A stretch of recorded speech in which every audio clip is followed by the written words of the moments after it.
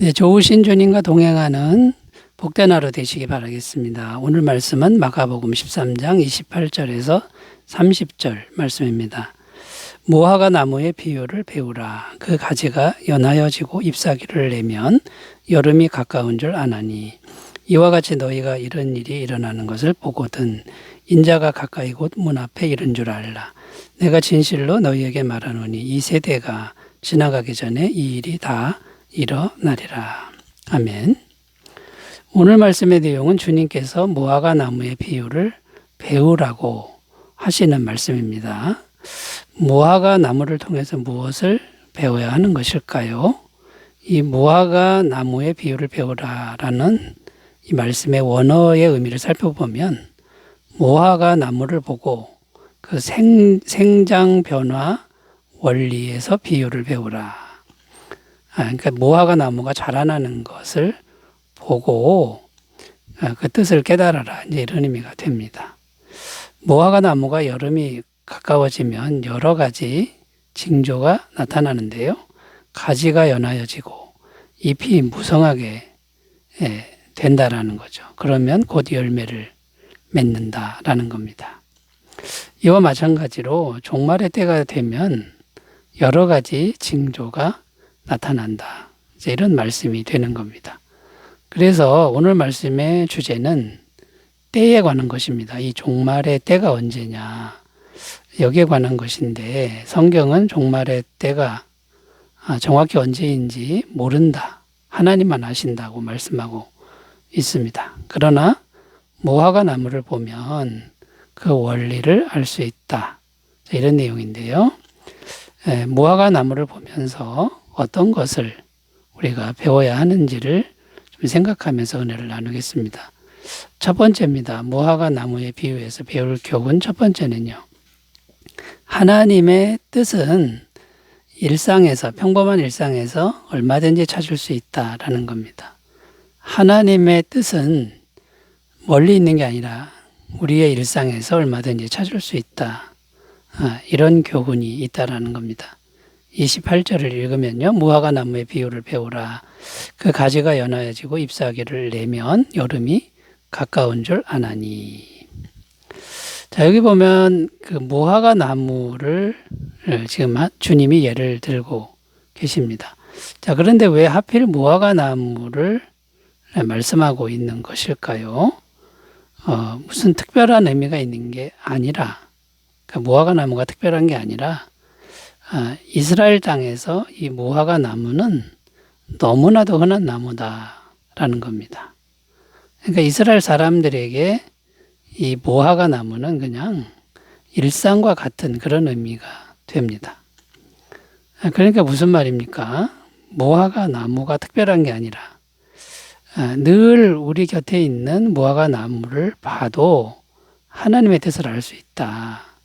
그러니까 우리의 평범한 일상을 잘 관찰하면 하나님의 뜻은 보인다. 이런 의미가 되는 겁니다. 무화과 나무가 때가 되면 열매를 맺는데 열매를 맺기 전에 가지가 연해지고 잎사귀가 무성해지는 것. 누구나 다 알고 있는 사실이다라는 겁니다. 누구라도 알고 있는 이런 일상적인 것이 곧 주님의 뜻을 말씀해 준다. 이제 이런 의미가 되는데요.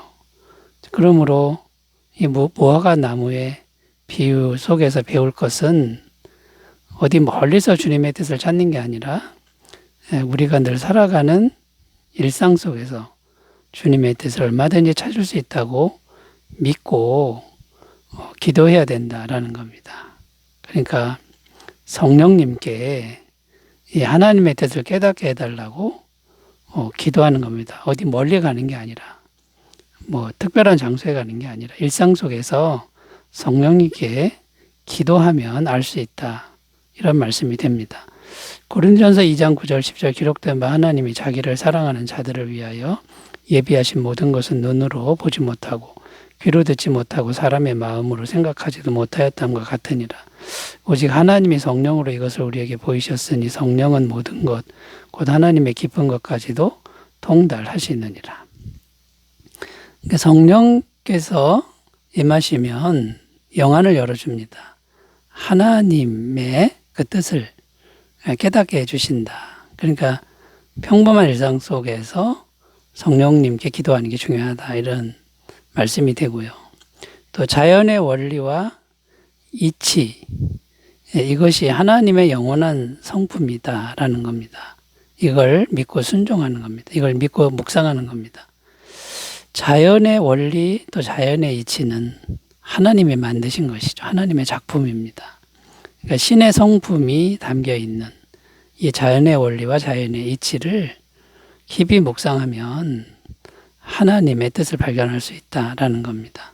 로마서 1장 20절 창세로부터 그의 보이지 아니하는 것들 곧 그의 영원하신 능력과 신성이 그가 만드신 만물에 분명히 보여 알려졌느니 그러므로 그들이 핑계하지 못할지니라. 자연을 보면 하나님이 보인다라는 겁니다. 자, 그러니까 이제 우리가 이제 결론적으로 말해서 우리가 살아가는 일상 그리고 자연의 원리 이런 것을 보면서 성령님께 기도하면 얼마든지 이 종말의 때를 분별할 수 있는 이제 그런 은혜가 주어진다라는 것입니다. 여러분, 주님이 언제 오실지 두려워하지 말고 또 막막해 하지 말고 일상 속에서 늘 성령님께 겸손하게 기도하는 삶이 되시기를 바라겠습니다. 자, 두 번째로 가보겠습니다. 무화과 나무에 비유해서 뭘 배워야 할까요? 두 번째는 징조가 무성하면 종말은 바로 온다. 이것을 배워야 한다라는 겁니다. 징조가 무성하면 종말은 바로 온다라는 겁니다. 29절 읽겠습니다. 이와 같이 너희가 이런 일이 일어나는 것을 보거든 인자가 가까이 곧 문 앞에 이른 줄 알라. 자, 이와 같이라는 것은 무슨 말이냐면 무화과 나무와 같이, 무화과 나무와도 같이 이런 뜻이죠.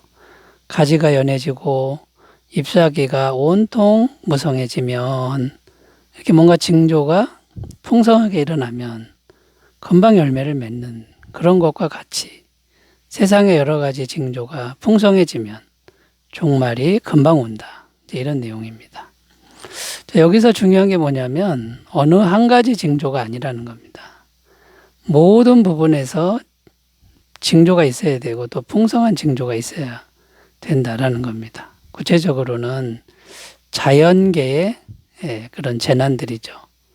지진과 기근, 그 다음에 이제 사회적인 그런 영역인데 곳곳에 전쟁과 분쟁, 그 다음에 영적인 영역이죠. 영적으로 혼탁한 거짓 적그리스도가 나타나는 이런 모든 부분에서 징조가 있으면 곧 종말이 온다라는 겁니다. 자, 그러니까 이어지는 이제 오늘 말씀에서 이어지는 말씀에서도 이걸 뒷받침하고 있는데요. 30절에 보면 내가 진실로 너희에게 말하노니 이 세대가 지나가기 전에 이 일이 다 일어나리라. 여기 보면 이 세대가 지나가기 전에 이렇게 되어 있는데 한 30년 정도가 한 세대죠. 금방 온다라는 겁니다. 30년도 되지 않아서 종말은 금방 임한다라는 겁니다. 그러니까 주님이 이것을 말씀하실 때의 1차적인 의미는 지금 AD 한 30년쯤 되었을 텐데요. AD 70년에 예루살렘이 완전히 멸망당하는 로마군에 의해서 멸망당하는 이런 사건이 일어났죠. 또 2차적인 의미는 뭐냐면 세상 종말 때도 금방 종말이 온다라는 겁니다. 자, 그러면 결론적으로 우리가 취할 바른 태도는 무엇입니까? 오늘날 우리가 지금 살아가고 있는 이 오늘이라는 시간이 종말이 임박한 시간임을 인정해야 된다라는 겁니다. 지금 세계 곳곳에서 징조들이 풍성하게 일어나고 있다라는 겁니다. 자, 그러므로 종말이 코앞에 와 있다라는 걸 인정하고 오늘 어떻게 살아야 됩니까? 더 이상 이 땅을 위한 삶을 사는 건 무익하다라는 겁니다. 천국을 위한 삶을 하루하루 겸손하게 살아가는 것이 진정한 지혜다라는 것을 꼭 기억하셨으면 좋겠습니다. 자, 세 번째로 가보겠습니다. 무화과 나무에서 뭘 배워야 할까요? 세 번째는 영의 흐름이 모든 일을 만들어낸다라는 겁니다. 영의 흐름이 모든 일을 만들어낸다라는 겁니다. 이사야 40장 7절을 읽겠습니다. 풀은 마르고 꽃이 시듬은 여호와의 기운이 그 위에 붐이라. 이 백성은 실로 풀이로다. 자, 여기 보면 여호와의 기운이 그 위에 붐이라 이렇게 되어 있는데, 여호와의 기운이라는 게 뭐냐면 마치 바람과도 같이 운행하시는 성령님, 성령님을 의미합니다. 성령님은 바람처럼 부는 형태로 역사하시고 활동하시고 모든 것을 다스리신다라는 거죠. 이것은 마치 계절과도 같습니다. 겨울에는 어떠합니까? 겨울의 바람이, 차가운 바람이 모든 것을 통치하죠. 얼어붙게 만든다라는 거고. 봄에는 어떻습니까? 봄에 따뜻한 바람이 모든 걸 통치합니다. 모든 걸 녹게 하고 꽃이 피게 한다라는 것이죠. 그러니까 성령님도 바람처럼 임하셔서 모든 것을 통치한다라는 겁니다. 그러니까 무슨 말이냐면 영의 흐름, 바람 같은 영의 흐름을 통해 모든 일을 하신다라는 겁니다. 자, 그런데 왜 세상에 종말이 임하는 것입니까? 영의 흐름이 좋지 않다. 그것 때문이다라는 것이죠. 죄가 가득해지니까 악한 영의 흐름이 강해지기 때문이다. 이게 점점 강해지니까 종말이 온다라는 겁니다. 자, 이렇게 해서 종말을 향해 가는데, 그럼에도 불구하고 성도인 우리는 어떤 삶을 살아야 할까요? 세상이 어떠하든지 성령님의 충만함을 늘 갖고야 한다라는 겁니다. 성령님의 흐름이 우리 안에 충만하도록 자신을 지켜야 한다라는 거죠. 에베소서 5장 18절 술 취하지 말라. 이는 방탕한 것이니 오직 성령으로 충만함을 받으라. 성령의 바람이 우리 안에 충만하게 임하도록 기도해야 된다라는 거고, 또 믿어야 되는데요. 세상에 종말이 와도 성령님이 함께 하시면 우리를 지켜주신다. 안전하게 지켜주신다. 이걸 믿어야 된다라는 겁니다.